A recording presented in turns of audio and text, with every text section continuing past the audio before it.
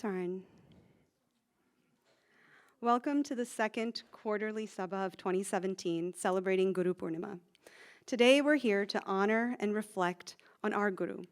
I was looking at the backdrop that's behind me and was thinking about the greatness on the wall of all of the different people that are up here that inspired so many and inspired them to live better lives, to live fuller lives, to do more with their lives too.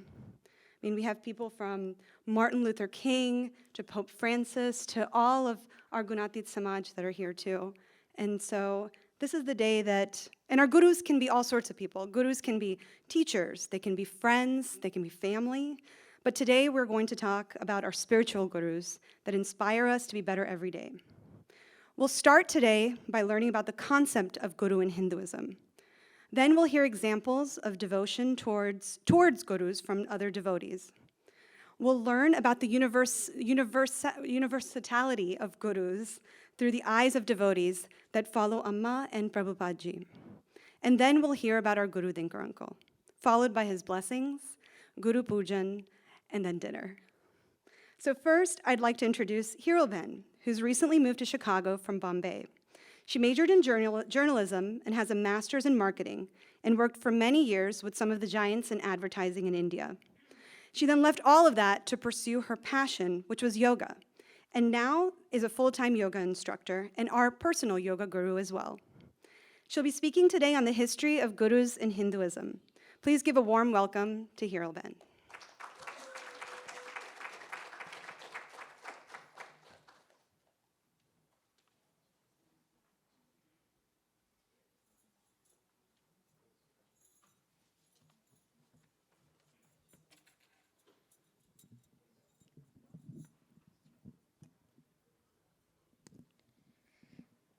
Thank you so much, Rachnaben.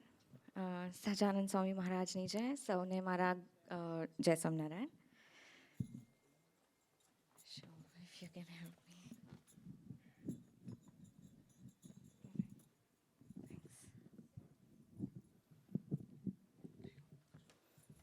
Thanks. Jai Samnarayan. I would like to start off with the Guru mantra. So it would be nice if we all can chant the mantra together.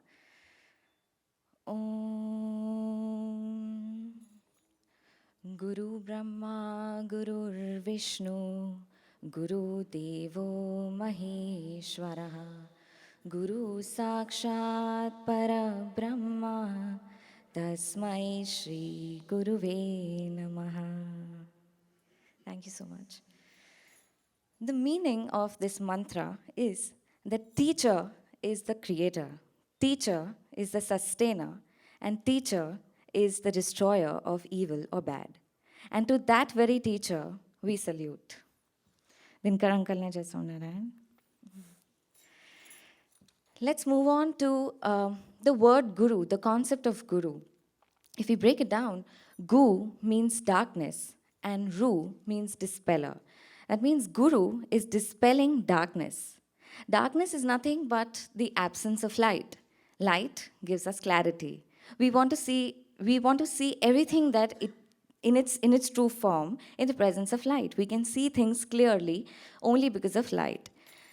So in order to take us from the darkness, what we call ignorance, to light, what we call knowledge, we need a guru. I'd like to give a small example. In school, we've studied the 26 alphabets. That's how we started our journey. Does any of us think that without the help of a teacher or a guru, we would have been able to grasp those 26 alphabets? Not really. So that's the importance of guru that I'm talking about. Let's move on to the word Purnima. Since it is Guru Purnima, we're breaking it down. So talking about the word Purnima, it means full moon day. In a year, there are about 12 full moon days, and each of the full moon day has its own different quality. However, making it very simple to understand, on the days of Purnima, the effect or the influence of moon is higher on earth, and that's why there is a higher energy on earth. The oceans are rising. I mean, imagine planet Earth, it's made up of 70% water.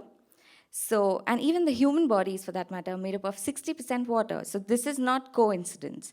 It's it's by design. Nature has designed us this way. So if on the Purnima, if the oceans are rising, so are the energies within our bodies. So you might just observe that on certain days of Purnima, you might be slightly disturbed and you feel more disturbed. If you're happy, you feel more happy. If you're meditative, you feel you're more meditative. Because the moon, or the effect or the influence of moon doesn't change anything upon you. It just enhances whoever or whatsoever you are. So it's essential that on the days of Purnima, we consciously create the right kind of quality in us, uh, in terms of whatever we are or whatever we wish to be, so that it is enhanced by the end of the day. Moving to the significance of Guru Purnima. On this very day, Okay, so before we begin this entire journey, I would like to say that my entire perspective of Guru Purnima that I'm sharing is slightly based on Shaivism. Being a Brahmin, born and brought up that way, I believe a lot in Shiva. And this entire concept that I'm trying to present is based on the perspective of Shaivism. So, talking about the significance of Guru Purnima, on this very day, about 15,000 years ago, Adi Yogi, which we call as the first Guru, um, uh, who is none other than Shiva, chose to become Adi Guru, which is the first Guru. So Adi Yogi chose to become the first Guru on this day of Guru Purnima, and that is why we celebrate it as the birth of Guru. And that's the biggest significance of Guru Purnima. So what happened was that Shiva decided to transmit a very important message to humanity. And he did this in a very special way. The message was very important. The message was that if you really strive and if you really want to, you can break all the limitations that nature has set upon yourself, whether they are emotional or physical, physiological, psychological, mental, all known and unknown barriers that nature has set upon us as humans. They all can be transcended and overcome upon our willingness. So that was the most important message given on this day of Guru Purnima. And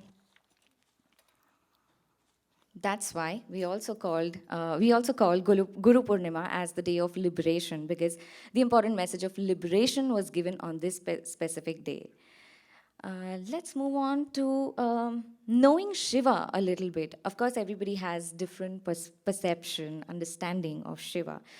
But in terms of the Guru perspective, Shiva means that which is not. Shiva means that which is not.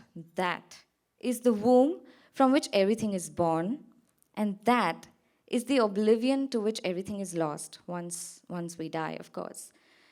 So, moving on, I would like to say that everything is created from nothingness, and everything is lost back to nothingness. And modern science is trying to prove this today. So, everything comes from Shiva and goes back to Shiva. That's the perspective I'm putting forward.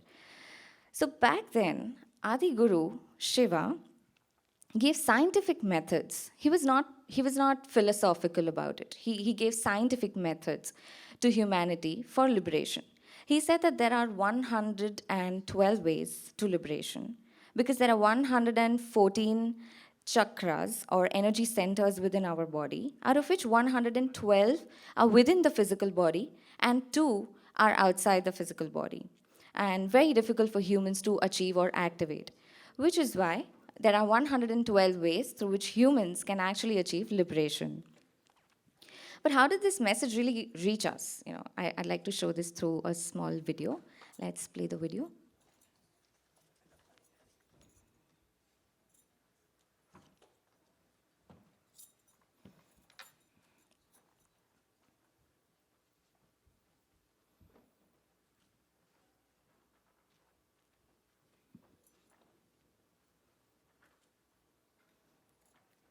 A little over 15,000 years ago, in the upper regions of Himalayas, a yogi appeared. Nobody knew where he came from. His antecedents were unknown. but he looked extraordinary. So people gathered, they waited, they thought he's going to perform some miracle, but he did nothing, simply he sat, unmoving. Only 7 people hung on. These 7 people recognized that this is a fantastic miracle because only someone who has transcended the physical nature can simply sit. Then they begged him, "You seem to be knowing or experiencing something that we cannot imagine. Please teach us." Then he gave them some few simple preparatory methods and said, "You prepare yourself, let me see."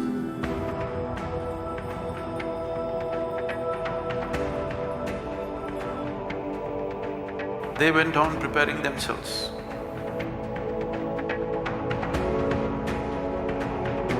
Months went into years, years went into decades. 84 years passed. One day, he just looked, these 7 people had become shining receptacles. Humanity was first reminded the simple laws of nature are not permanent restrictions. If you're willing to strive, you can go beyond that. And he not only gave this idea, he gave methods as to how to get there. Because nobody knew his name, he never introduced himself. They called him Adi Yogi. Adi Yogi means the first yogi.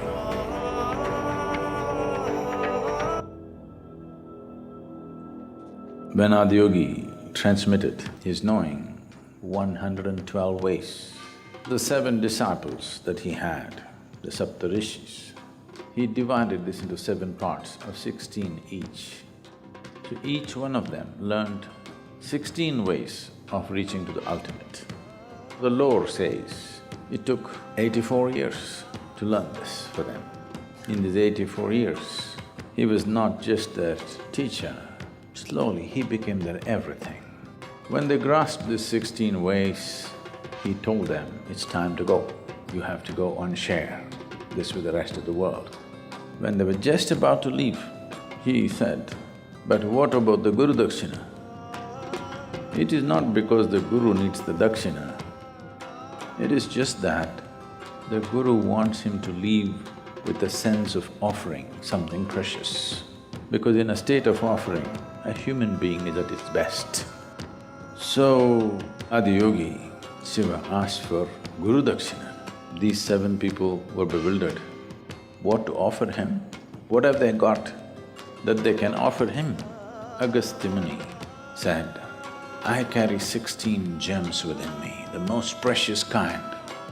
These 16 gems that I gathered from you, I offer to you." They spent 84 years of heartbreaking sadhana to earn this. And now, in a moment when he asked for Guru Dakshina, they put it back at his feet and stood there empty. Nothing. Adiyogi said, "Time to go." They left with nothing in their hands. And this was the greatest aspect of his teaching. Because they went empty, they became like him. Shiva means that which is not, they became that which is not. Because they became like this, all the 112 ways found expression through all the 7 of them. Things that they never could grasp, things for which they had no capacity, things for which they did not have the needed intelligence, all that became a part of them because they simply offered this, whatever they had gathered, the most precious aspect of their life, they gave it back to him and went empty-handed.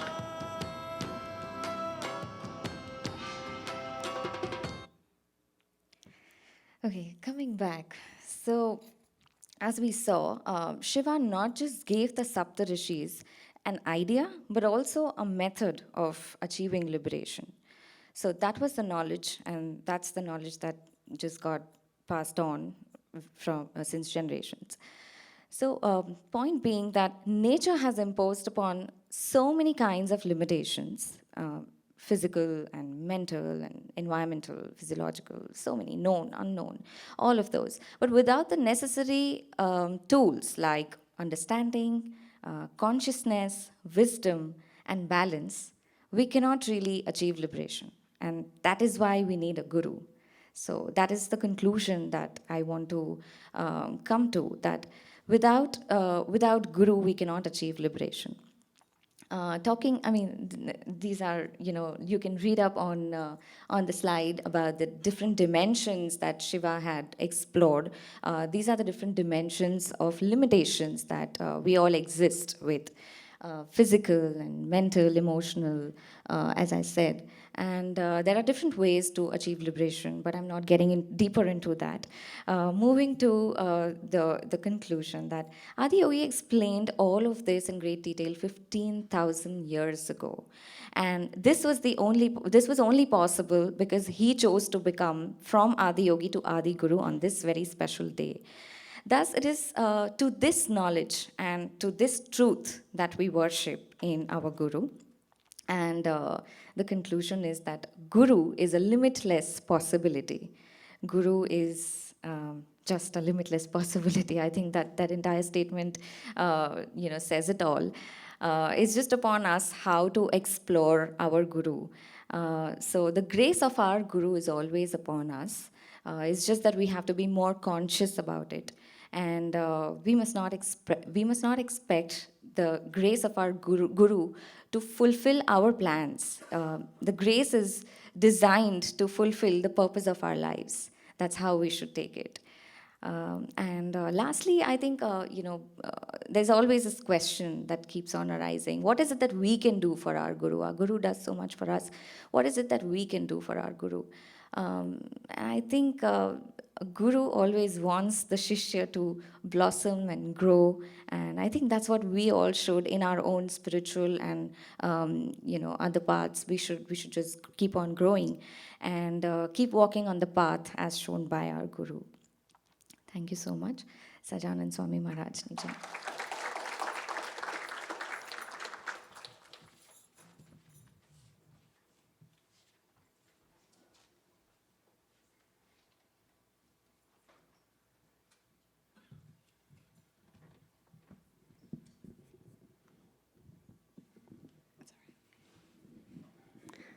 Thank you, Hiralben. Next, I'd like to introduce Vimal Pai. He earned a PhD in medicine studying cellular death and is currently working at North Shore Neurology Institute, furthering research on traumatic brain injury.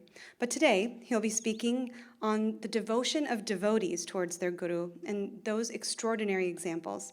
Please welcome him with a big round of applause.